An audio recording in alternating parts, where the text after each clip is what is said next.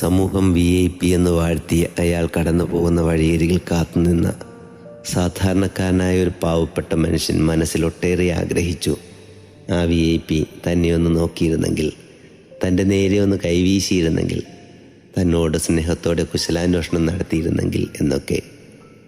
എന്നാൽ അയാളെ നിരാശപ്പെടുത്തിക്കൊണ്ട് ആ VIP അയാളുടെ അടുത്തു നിന്നിരുന്ന ധനാഢ്യന്മാരോടും ഉന്നത സ്ഥാനീയരോടും സൗന്ദര്യമുള്ളവരോടുമൊക്കെ സംസാരിച്ചു കൊണ്ട് മുന്നോട്ട് നീങ്ങി.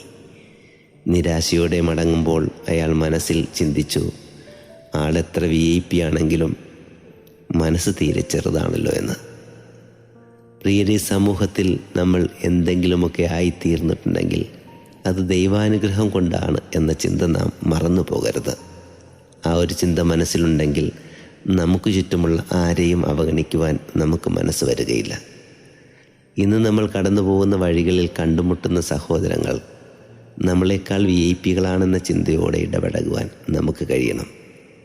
അപ്പോൾ അറിയാതെ തന്നെ അവരുടെ മനസ്സിൽ നമ്മൾ VIP-കളാവുമെന്നേ. God bless you.